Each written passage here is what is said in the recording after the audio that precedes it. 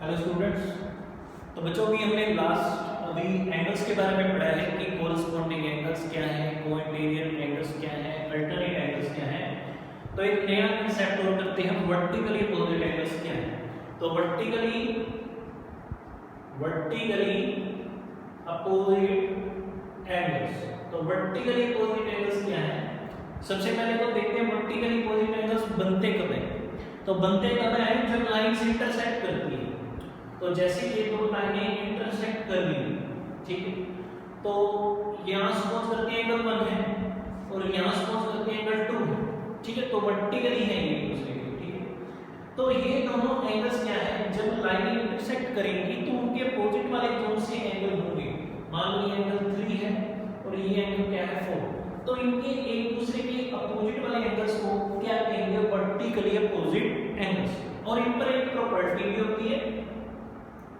Property ये है जो भी हमने पढ़ी कोरेस्पोंडिंग एंगल्स में और अल्टरनेट एंगल्स में। क्या प्रॉपर्टी पढ़ी थी कि कोरेस्पोंडिंग एंगल्स इक्वल हैं, alternate angles are also equal.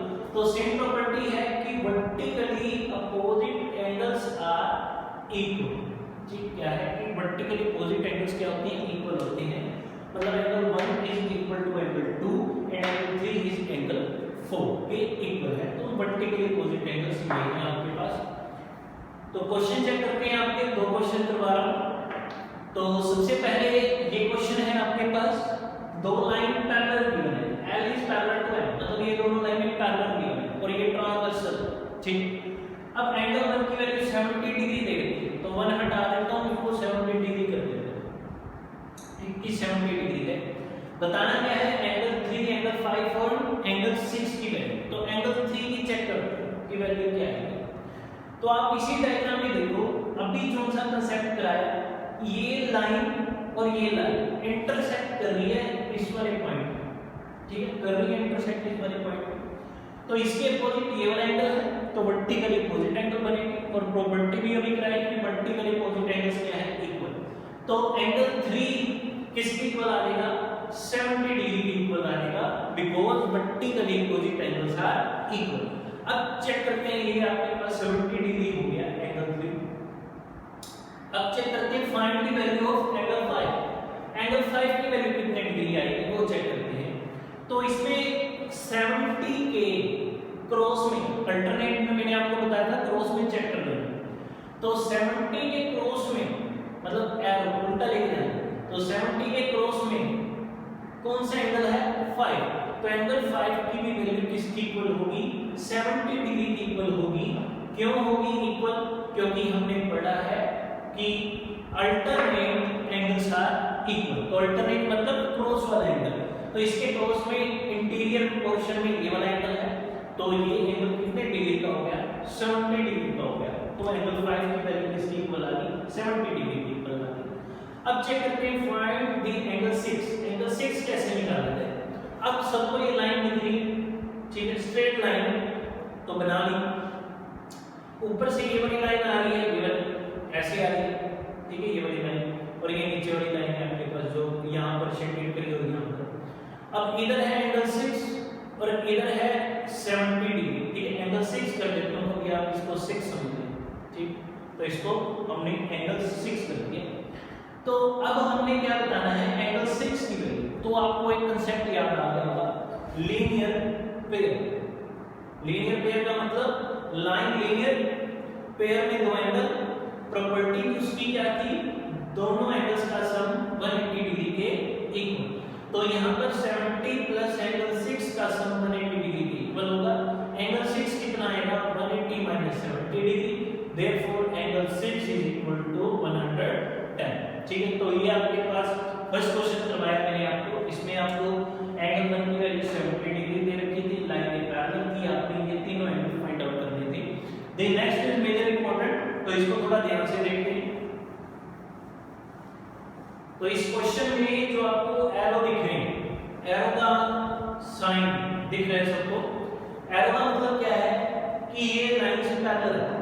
मतलब क्या है, ये एरो आपको दिख रहे हैं कि ये वाली लाइन और ये वाली लाइन एक दूसरे के पैरेलल, ठीक।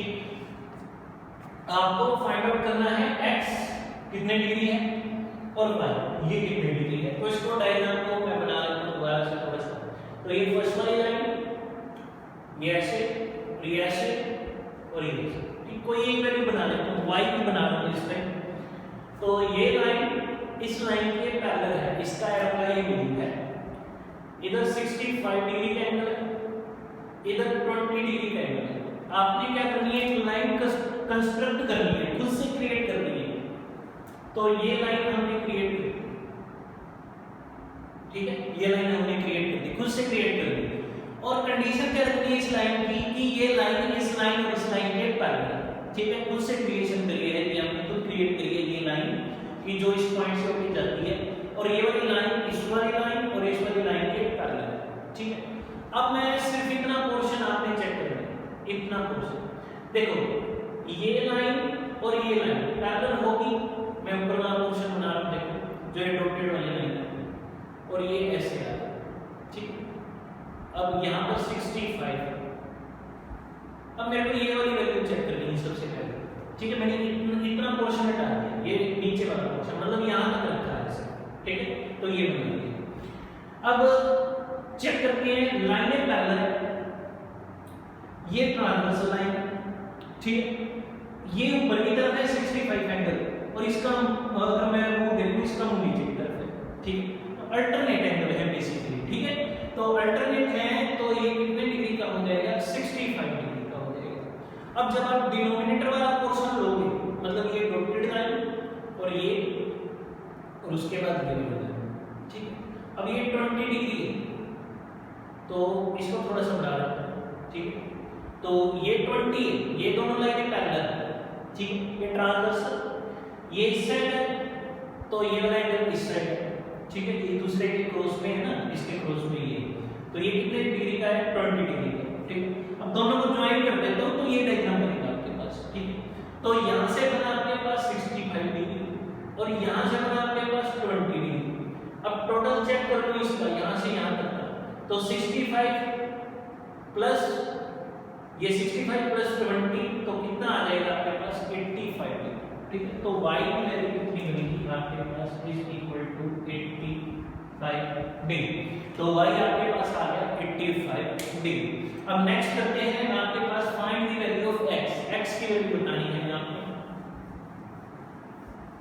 तो x की वैल्यू कैसे देखते हैं, अब आपको पता है कि ये कंप्लीट यहां से अगर एंगल घूमेगा, देखो यहां से अगर एंगल घूमेगा तो x और y कंप्लीट एंगल बनेगा। तो एंगल x और एंगल y कंप्लीट एंगल बना रही है, तो कंप्लीट एंगल कितने डिग्री का होता है, 360 डिग्री का होता है। तो y की वैल्यू हमारे पास आ गई है, y की वैल्यू कितनी है, 85 डिग्री, ठीक है। तो डिग्री हटा देता हूं, लास्ट में लगा दूंगा। तो x की वैल्यू कितनी आएगी, 360 माइनस 85, ठीक है। अब 10 - 5 हो जाएंगे, ठीक है। 15 में से 8 करेंगे माइनस, तो आपके पास 2, यहां से 5 वहां से, तो 7 हो गया और यहां पर कितना आ जाएगा, 2। तो आपके पास एंगल x की वैल्यू कितनी बनेगी, 275 और y की वैल्यू बनेगी आपके पास 85। अगर आपने क्रॉस चेक करना है तो इन दोनों का सम x ये है 275 और y है 85, इन दोनों को ऐड करके देखते हैं। तो 5 और 5 10 हो गए, ठीक है। 8 और 8 16 हो गए, तो 2 और 1 3 हो गए, तो इनका सम 360 है। इसका मतलब यह भी है कि हमारा आंसर कि y की वैल्यू 85 और x की वैल्यू 275 हमारे पास क्या है, करेक्ट आंसर है। तो ये क्वेश्चन है